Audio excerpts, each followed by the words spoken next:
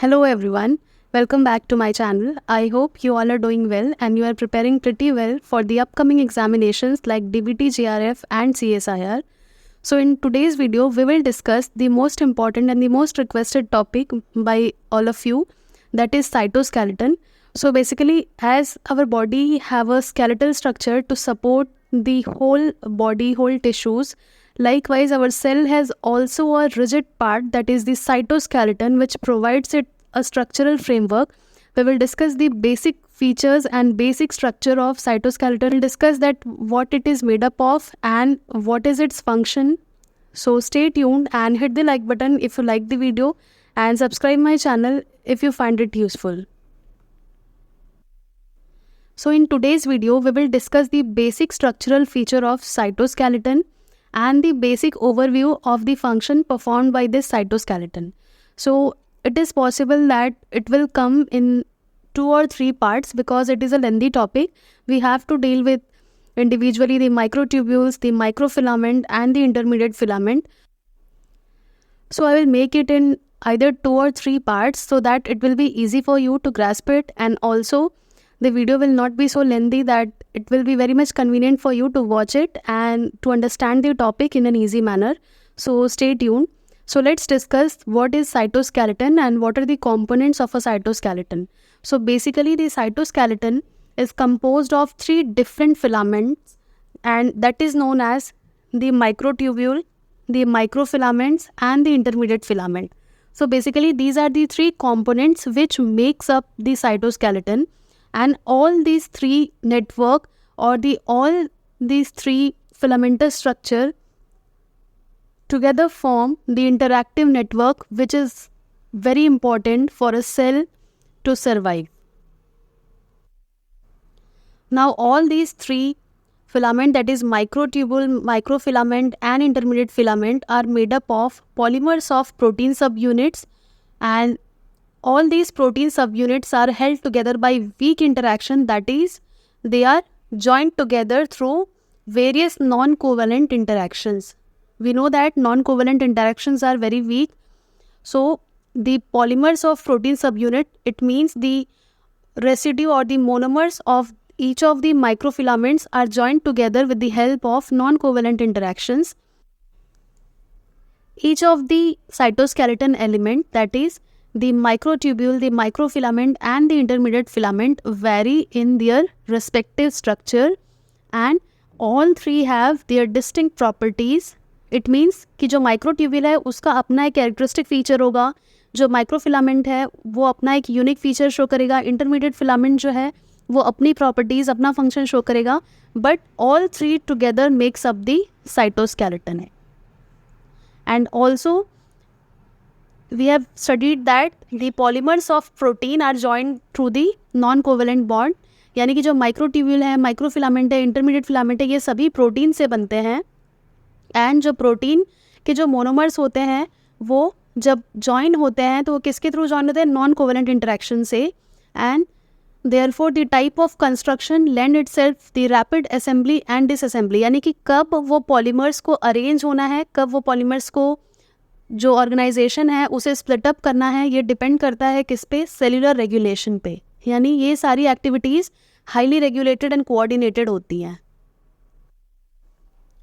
So basically let's start our discussion of the cytoskeleton. We will discuss it with the first cytoskeleton, that is the microtubule. And as the name suggests, the microtubules are long, hollow and they have the unbranching. It means the structure of the microtubule is unbranched tubes, and it is composed of protein subunit which is specifically called as tubulin. यानी ये जो microtubule है वो tubulin नाम के protein से बना है. And if you talk about the microfilament, so the microfilaments are solid, thinner structure and often organized into a branching network composed of the protein actin. यानी माइक्रोफिलामेंट किससे बना है? ये एक्टिन से बना है. और माइक्रोट्यूब्यूल किससे बना था? ये ट्यूबुलिन से बना था. And if you talk about the intermediate filaments, they are tough rope like fibers and composed of variety of related protein. We will see it in detail when we will discuss individually the intermediate filament. So basically यहाँ इस slide से हमने तीन चीज़ क्या पढ़ी? Microtubules जो है वो प्रोटीन ट्यूबुलिन से बनते हैं, microfilaments are made up of protein actin, and intermediate filaments are made up of different type of protein, which we're going to discuss it later. Now you have to also remember that the microtubules are unbranched tubes and the microfilaments are branched. They have a branching network. This is a structure. This pink line shows the microfilament. As the microfilament is made up of actin, it is also known as the actin filament. And the purple color shows the intermediate filament, and this green line shows the microtubule. So basically all three makes up the cytoskeleton. ये तीनों चीज़ ही मिलके cytoskeleton बनाते हैं. Now the basic properties of microtubule, intermediate filament and actin filament. अभी हमने बात किया था कि जो actin filament है वो ही microfilament है. And as it is made up of actin, it is referred to as the actin filament. So the subunit incorporated into the polymer. Firstly, you have to remember the individual protein name which makes up the whole fiber, that is the microtubule, the intermediate filament and the actin filament. So the microtubule is made up of GTP binding alpha beta tubulin heterodimer. It means ये जो है वो tubulin protein से बनता है, and tubulin protein भी कैसा? Alpha beta tubulin protein, which is known as the heterodimer because it has one alpha tubulin and one beta tubulin. And intermediate filament is made up of 70 different type of proteins, and actin filament is made up of the actin monomer. First हमने देखा सब units, तो हमने देख लिया कि कौन सा सब यूनिट से कौन सा माइक्रोफिलामेंट बनता है. Now we should also have a look on the subcellular distribution. ये कहाँ पे लोकेटेड होते हैं, कहाँ पे डिस्ट्रीब्यूटेड होते हैं. So the basically microtubules are located throughout the cytoplasm. And if you talk about the intermediate filament, so it occurs in the cytoplasm as well as in the nucleus also, and the actin filaments are located in the cytoplasm. And if you talk about the primary function of the microtubule, so the microtubule is involved in the support or intercellular transport and cellular organization, as well as the intermediate filament is also involved in the structural support. And if you talk about the actin filament or the microfilament, so it is involved in the motility, that is for the locomotion and contractility. So ये एक distinguishing feature है जो आपको हमेशा याद रखना है कि प्राइमरी फंक्शन क्या है, सब सेलुलर लोकेशन क्या है एंड सब यूनिट्स क्या क्या हैं. इसके अलावा आप स्ट्रक्चर भी याद रख सकते हैं. As we have already discussed, जो माइक्रोट्यूब्यूल होता है they are stiff, hollow and inextensible tube. Branching नहीं होती है माइक्रोट्यूब्यूल में. And if you talk about the intermediate filament, so they are tough, flexible and extensible filament. And if you talk about the actin filament, so they are flexible, inextensible as well as they have a helical structure. And यहाँ पे dimension भी mention किया है. Dimension जो set या state का कोई exam होता है, PSC होता है, उसमें ये डायमेंशन पूछा गया है. मैंने कई क्वेश्चंस देखे हैं.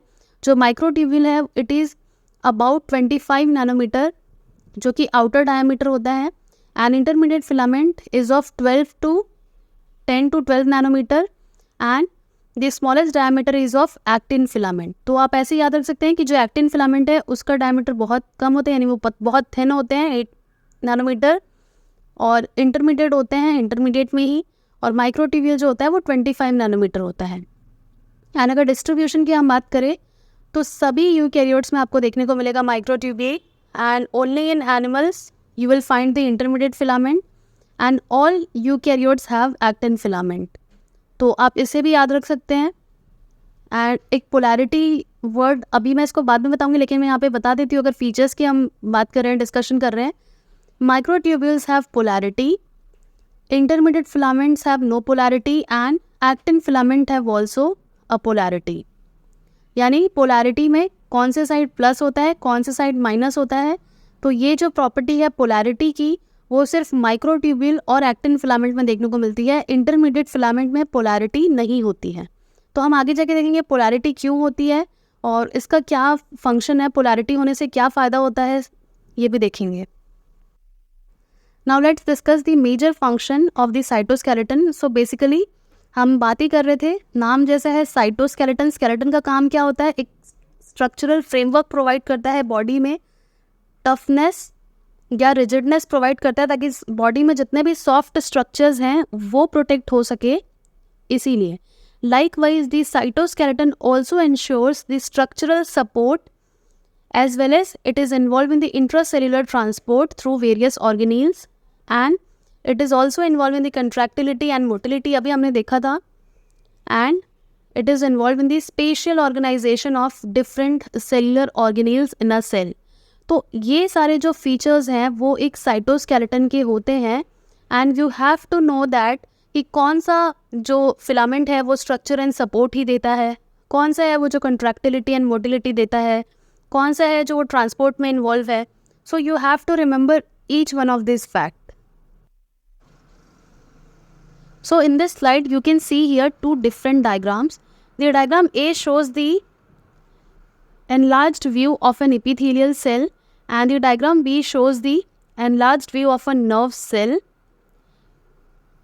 So basically if we talk about the microtubules, so the microtubules in basically the epithelial as well as the nerve cell function as a support and also it is involved in the organelle transport. यानी अगर हम एक epithelial cell और nerve cell की बात करें तो जो माइक्रोट्यूब्यूल होता है epithelial cell and nerve cell में वो बेसिकली इन्वॉल्व होता है for supporting the cell and for the organelle transport. यहाँ पे आप देख सकते हैं ये सारे ही मेंशन्ड हैं. ये एक इपीथीलियल सेल है. इपीथीलियल सेल में आपको यहाँ एक्टिन फिलामेंट दिख रहा होगा. यहाँ पे ये ब्लू वाले इंटरमीडिएट फिलामेंट, ये जो ऑरेंजिश है वो एक्टिन फिलामेंट है और यहाँ पे आपको जो लाइट ब्लू कलर के हैं वो माइक्रोट्यूब्यूल हैं और जो डार्क ब्लू ये इधर वाले, ये वाले, these are intermediate filament and this light blue colours are microtubule. So इस माइक्रोट्यूब्यूल का फंक्शन बेसिकली किसमें, epithelial cell and nerve cell में किस चीज़ का होता है, it is involve in the support of the cell and also it is involve in the organelle transport.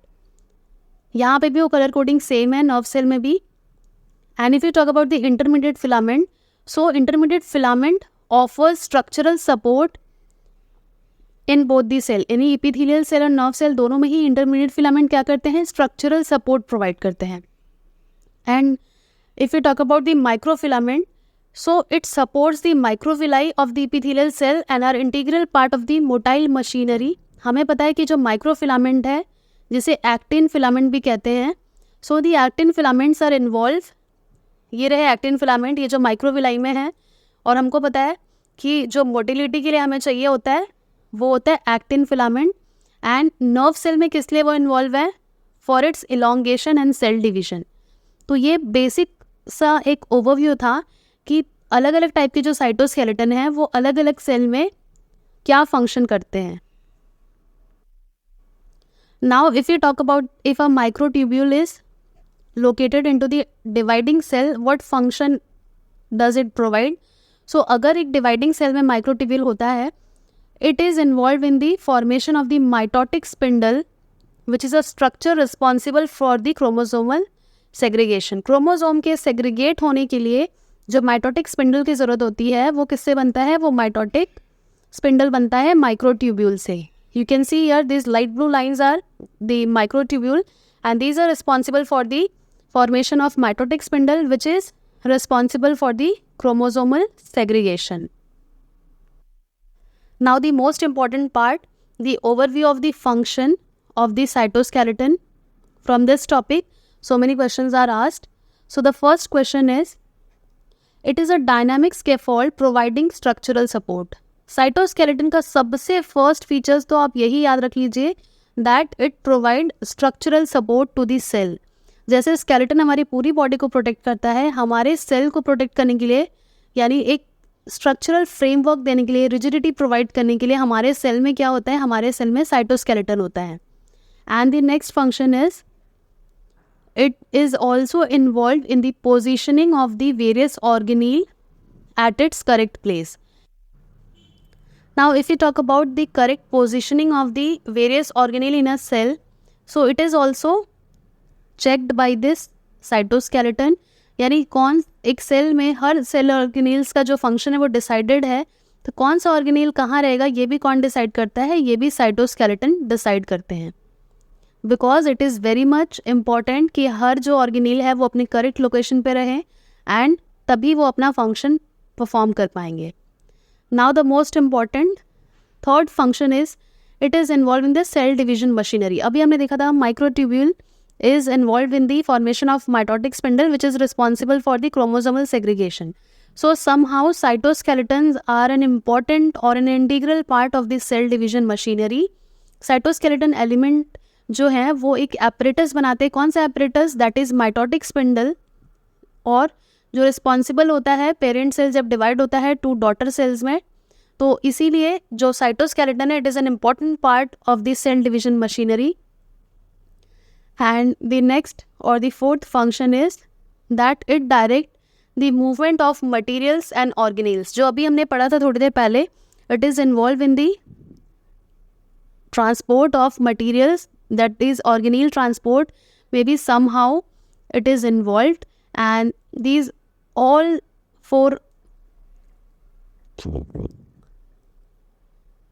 ये जितने भी 4 चीज़ें हमने देखी, 4 ओवरव्यू देखा फंक्शंस का साइटोस्केलेटन के, it makes the fact that the cytoskeleton are the most important part of a cell.